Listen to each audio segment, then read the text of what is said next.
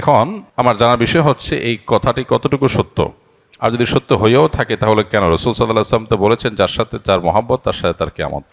প্রথম কথা হলো যে এটা সঠিক কথা না। যদি কোনো বক্তা বলেও থাকেন যে মানুষ মারা যাওয়ার পরে তার ভাই বোনের সাথে দেখা আর কোনোদিন হবে না, এটা সঠিক কথা না। কারণ কোরআন হাদিসে কোথাও এরকম কোনো কথা বলা হয়নি যে মানুষের মৃত্যুর পর আর প্রিয়জনের সাথে কখনো দেখা হবে না, বরং এর উল্টাটা আছে। আল্লাহ রাব্বুল আলামিন কোরআনে হাকিমের মধ্যে ইরশাদ করেছেন, যে ব্যক্তি ঈমান এনেছে এবং ওয়াত্তাবাআতহুম যুররিয়াতুহুম, তার পরবর্তী বংশধর যাদেরকে সে রেখে গেছে পৃথিবীতে, তারা যদি তার অনুসরণ করে, অর্থাৎ তার ঈমান আমলের অনুসরণ করে, তাহলে আল্লাহ তাআলা বলেছেন যে তাদেরকে তাদের সাথে আল্লাহ তাআলা ইলহাক করে দিবেন, সংযুক্ত করে দিবেন।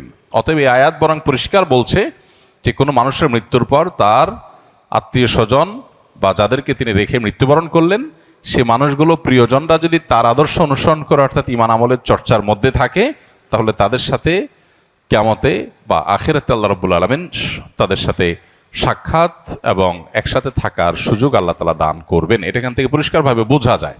আর এর পাশাপাশি নবী সাল্লাল্লাহু আলাইহি ওয়াসাল্লাম আরেকটা হাদিস আছে, আলমার ও মাআমান আহাব, অর্থাৎ মানুষ যাকে ভালোবাসে তার সঙ্গে সে থাকবে। সেটার একটা অর্থ হতে পারে যে একজন মানুষ যখন জাহান্নামী কোনো মানুষকে ভালোবাসবে, আপনি কার ফ্যান, কার ফলোয়ার, কাকে ভালোবাসেন, কাকে অনুসরণ করেন, এটার উপর নির্ভর করে আপনার গন্তব্য। একজন মানুষ যখন কোনো খারাপ মানুষ অনুসরণ করে তখন তার সাথে কিয়ামত হবে, তার সাথে তার হাসর হবে, সে তার পরিণতি ভোগ করবে। আর কেউ যখন কোনো জান্নাতি মানুষকে ভালোবাসে, জান্নাতি মানুষকে অনুসরণ করে, তখন সে তার সাথে জান্নাতে থাকার সুযোগ লাভ করবে। এখান থেকে পরিষ্কারভাবে বোঝা যায় যে কোনো বক্তা যদি এরকম কথা বলেও থাকেন তাহলে এটা সঠিক না। তবে হ্যাঁ, কিয়ামতের পর একজন মানুষ তার প্রিয়জনের সাথে তার সাক্ষাতের সুযোগ হবে না বা গন্তব্য পৃথক হবে যখন একজন জান্নাতি হবে আরেকজন জাহান্নামী হবে। এখন প্রশ্ন হলো যে আমার ভাই, আমার মা, আমার বাবা, আমার সন্তান কেউ যদি বেঈমান হয় আর সে যদি জাহান্নামী হয় আর আমি যদি জান্নাতি হই, তো জান্নাতে আমার সুখ হবে না, আমার তো মনে কষ্ট থাকবে যে আমার প্রিয়জন জাহান্নামে। তো জান্নাতে তো কারোর কোনো কষ্ট থাকার কথা না। জান্নাত আজা কে আজারে নাবাসদ কাছে রাবা কাছে কারে নাবাসদ, ফার্সিতে একটা কবিতা আছে, জান্নাত সেই জায়গা যেখানে কোনো কষ্ট থাকবে না। তো আমার যদি আমার প্রিয়জন যদি জাহান্নামে যায়, আমি যত জান্নাতে যাই আমি তো সুখ পাবো না, তাহলে আল্লাহ তাআলা আমাকে কিভাবে সুখী করবেন? উত্তর হলো, আল্লাহ রাব্বুল আলামিন আমাদেরকে জান্নাতে যখন নেবেন বা আখিরাতের মারহালা বা স্তরগুলো যখন, লেয়ারগুলো যখন আমরা পার হব, আমরা দুনিয়ার মতো করে সেগুলোকে চিন্তা করি সাধারণত।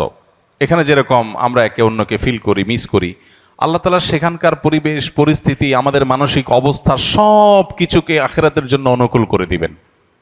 আপনার প্রোফাইল থেকে যদি আল্লাহ তাআলা তাদেরকে ডিলিট করে দেন, আপনার মেমোরি থেকে আল্লাহ তাআলা তাদের দূর করে দেন, যে আপনার আত্মীয়স্বজনের মধ্যে যারা জাহান্নামে গেছে, তাহলে আপনি কি তাদের কষ্ট অনুভব করবেন? আপনার অন্য সব কিছু ঠিক আছে, শুধু ওইটুকু আল্লাহর মেমোরি থেকে আপনার ডিলিট করে দিয়েছেন, তাহলে আপনি কিভাবে কষ্ট পাবেন? আজকাল অনেক কিছু বোঝা আমাদের জন্য সহজ হয়ে গেছে। দেখুন, যখন তথ্য প্রযুক্তি, জ্ঞান বিজ্ঞানের এই প্রসার ঘটে নাই, তখন কোরআন এবং হাদিসের এই আয়াতগুলো, এই নির্দেশগুলো, এগুলো বোঝাটা অনেক কঠিন ছিল। কিন্তু সাহাবা ইকরাম অকপটে বিশ্বাস করেছেন, তাদের বিবেক বুদ্ধিতে ধরুক বা না ধরুক।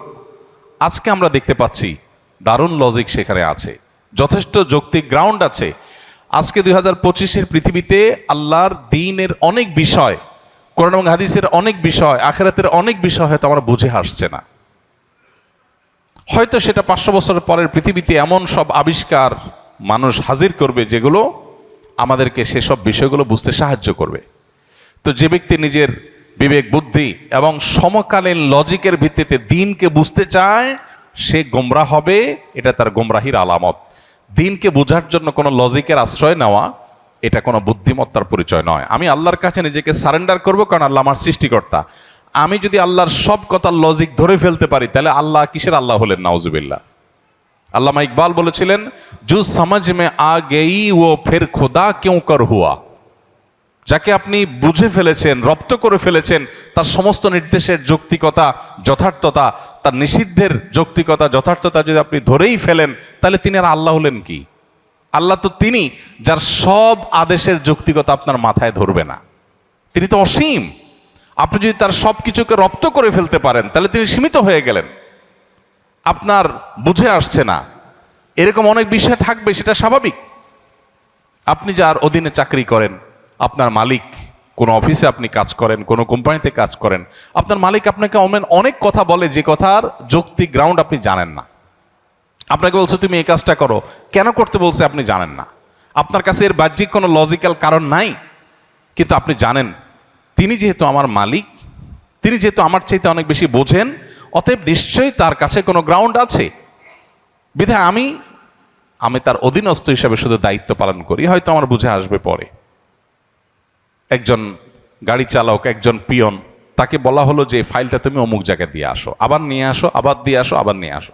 তার কাছে মনে হতে পারে এটা তো অনর্থক কাজ, কেন দিয়ে আসছি, কেন নিয়ে আসছি, এর দ্বারা লাভ কি? অনেক সময় দেখবেন অনেক কোম্পানিতে, কোম্পানির নিচের দিকে যে সমস্ত চেয়ারগুলোতে অথবা সাধারণ যে সমস্ত দায়িত্বগুলো আছে সেগুলো যারা পালন করে, তারা সাধারণত বসদের সমালোচনা করে, অহেতুক কাজ। সে বুঝে না কেন তার বস এগুলো বলেছে। বসের সব কিছু যদি তুমি বুঝে যাও তো তুমিই তো বস হয়ে যাবা। তোমার আর মালিকের মধ্যে পার্থক্যটা কি? যে তার সব কথার রহস্য তুমি বুঝবা না, তার যোগ বিয়োগ সব তোমার মাথায় ঢুকবে না, এটাই স্বাভাবিক। তাহলে আল্লাহ তাআলার সব যোগ বিয়োগ, আল্লাহর সব আদেশের সাথে যৌক্তিকতা তোমার কেন বুঝতে হবে? এটাই হলো সবচেয়ে বড় বিভ্রান্তি, এটাই হলো সবচেয়ে বড় ইললজিক্যাল, সবচেয়ে অযৌক্তিক কাজ, যে আল্লাহর সব আদেশ নিষেধের যথার্থতা আমার বুঝতে হবে। এই চেষ্টা করাটাই একটা হাস্যকর চেষ্টা। মানুষ হয়ে যদি আমার চাইতে অনেক দূরে থাকা, অনেক উপরে থাকা মানুষের আদেশ নিষেধের যৌক্তিকতা আমি না বুঝি, তাহলে সৃষ্টি হয়ে স্রষ্টার সমস্ত আদেশ নিষেধের যৌক্তিকতা আমার বুঝতে হবে, এটা মোটেও যৌক্তিক কোনো বিষয় নয়। তো যেটা বলছিলাম, যে প্রশ্নের উত্তরে এত কথা বলছিলাম, সেটা হলো যে আখেরাতে আল্লাহ রাব্বুল আলামিন কি করবেন সেটা নিয়ে আপনার আমার টেনশন নাই। আমাদের নাস্তিক বন্ধুদের অনেক প্রশ্ন থাকে, যে প্রশ্ন দেখে সরল মনা বা সংশয়ে ভোগা অনেক মানুষ তারা বিভ্রান্তিতে পড়ে যান, অদ্ভুত অদ্ভুত সব প্রশ্ন করে। ইমানদারের সমস্ত প্রশ্নের কমন উত্তর হলো আমি গোলাম কার? আল্লাহর। আল্লাহ আদেশ করেছেন, আমি তামিল করব। আল্লাহর সমস্ত আদেশ, সমস্ত নিষেধের যৌক্তিকতা বোঝা আমার জরুরি না। আমি যদি তার সব কিছু বুঝেই যাই, তাহলে তিনি আর আল্লাহ হলেন কি? তিনি তো আমার মতো মানুষই হয়ে গেলেন। আল্লাহ তো সে অসীম সত্তা, যার আদেশ নিষেধকে আমার সীমিত বিবেক দিয়ে সবকিছু বুঝবো না, এটাই তো স্বাভাবিক। অতএব আখেরাতে কিয়ামতের দিন আল্লাহ তাআলা কিভাবে, আমার আত্মীয় স্বজন কেউ যদি জাহান্নামী হয়, আমি যদি জান্নাতি হই, তা আল্লাহ আমাকে কিভাবে সুখ দিবেন, এটা নিয়ে আমার টেনশন নাই। সুখ কিভাবে দিবেন এটা আল্লাহর কাজ, আমার টেনশন না করলেও চলবে। অদ্ভুত অদ্ভুত প্রশ্ন অনেকে করে। প্রশ্ন করে, ভাই একজন মানুষ কিয়ামতের মহাপ্রলয়ের 500 বছর আগে মারা গেছে, 500 বছর ধরে সে জাহান্নামী হওয়ার কারণে কবরের আযাব সত্য। আহলে সুন্নাত ওয়াল জামাতের আকীদা হলো আযাবুল কবরি ওয়া নাঈমুহু হাক্কুন। কবরে আযাব হবে খারাপ মানুষদের, আবার ভালো মানুষ হলে তার কবরে শান্তিরও ব্যবস্থা হবে। তার লাশ মাটির সাথে মিশে পচে গলে যেতে পারে আপাত দৃষ্টিতে, কিন্তু ওই তার ধ্বংসাবশেষ, তার যে মূল উপাদান, সেটাকে আল্লাহ তাআলা শান্তি দিবেন। দেখতে দেখা যাবে মাটি, সে মাটি হয়তো কষ্ট বা সুখ ভোগ করছে, এটা আমরা অনুভব করব না। আজকের পৃথিবীতে এটা তো বোঝা খুব সহজ।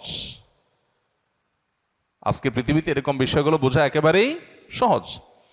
তো এই বিষয়টা সত্য। এখন প্রশ্ন হলো, যে ব্যক্তি কি আমাদের 500 বছর আগে মারা গেল, তাকে আল্লাহ তাআলা 500 বছর ধরে কবরের শাস্তি দিচ্ছেন। আরেকজন কিয়ামতের ঠিক আগের দিন মারা গেল, যেদিন কিয়ামত তার আগের দিন মারা গেল, তার শাস্তি দিন আল্লাহ তাআলা একদিন। এখন নাস্তিক ভাইদের প্রশ্ন হলো যে, ভাই মনে করেন দুইজন একে অপরাধে মারা গেছে, সমান অপরাধী হয়ে মারা গেছে। একজন 500 বছর ধরে শাস্তি পাইছে কবরে, আরেকজন মাত্র একদিন পাইছে, এরপর তো কিয়ামত হয়ে গেছে, আর কবরের শাস্তির সুযোগই নাই। তাহলে আল্লাহ তাআলা এখানে ইনসাফ কেমনে করবেন? আল্লাহ কিভাবে ইনসাফ করবেন, এই টেনশন তার মাথায় ঢুকছে। আল্লাহ রাব্বুল আলামিন ইনসাফ করবেন, দ্যাটস ইট। আল্লাহ কোরআনে পরিষ্কারভাবে ঘোষণা করে দিয়েছেন, ওমা রাব্বুকা বিযাল্লামিল লিল আবিদ। আল্লাহ তার কোনো বান্দাদের প্রতি কোনো জুলুম করবেন না, আল্লাহ জুলুম করেন না। আল্লাহ বলেছেন হাদিসে কুদসিতে, ইন্নী হারামতু যুলমা আলা নাফসি, আমি নিজের প্রতি নিজে জুলুমকে হারাম করে দিয়েছি। সো 500 বছর আগে মারা গেছেন, কিয়ামতের একদিন আগে মারা গেছেন, সেম অপরাধের অপরাধী, সমান অপরাধের অপরাধী, সমান দোষে দোষী, কিন্তু একজনকে 500 বছর ধরে শাস্তি, আরেকজনকে একদিন আগে শাস্তি। এই দুইটার মধ্যে আল্লাহ ব্যালেন্স কিভাবে করবেন? তার হাজারটা ব্যবস্থা আল্লাহর কাছে থাকতে পারে। আমারটা চিন্তা না করলেও চলবে। আল্লাহ করবেন ইনসাফ এতটুকু নিশ্চিত, আল্লাহ জুলুম করবেন না এটুকু নিশ্চিত। কিভাবে করবেন সেটা আল্লাহ ভালো জানেন, এটা আমার জানার দরকার নাই। এটা হলো ইমানদারের কথা।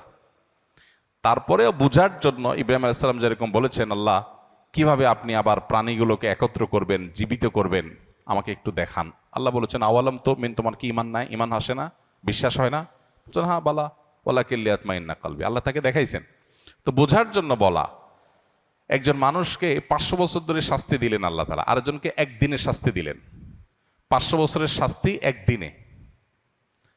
এই শাস্তির কোয়ালিটি দিয়ে দীর্ঘদিন ধরে দেওয়া শাস্তি আর অল্প সময় দেওয়া শাস্তি দুইটাকে সমন্বয় করা সম্ভব কিভাবে? আপনি একজনকে 100টা কিল দিলেন, কিল, দুজন সমান অপরাধ করছে, একজনকে 100টা দিয়েছেন, আরেকজনকে একটা দিয়েছেন, দুইটাকে সমান করা সম্ভব না? সম্ভব না। এখন কিল মাপা যায়। এখন মানুষ কতটা জোরে আঘাত করেছে এটাও মিটার দিয়ে কি করা যায়? মাপা যায়।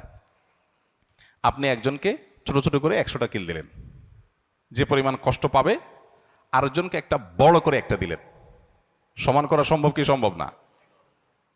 হ্যাঁ, 1000 কিল আর একটা কিল সমান করা সম্ভব কি সম্ভব না? হাতুড়ি দিয়ে এমন ভাবে জোরে দিলেন যেটা একদম নাই হয়ে গেল দুনিয়ার থেকে। আরেকজনকে 10,000 কিল দিলেন। তো এই দুইটার মধ্যে যদি ব্যালেন্স করা সম্ভব হয়, তাহলে 500 বছর আগে মারা যাওয়া মানুষ আর কিয়ামতের একদিন আগে মারা যাওয়া মানুষের শাস্তির মধ্যে ব্যালেন্স করা কেন অসম্ভব হবে? মানুষ সবকিছু নিজের মতো করে ভাবে, এই জন্য সে ভুল করে।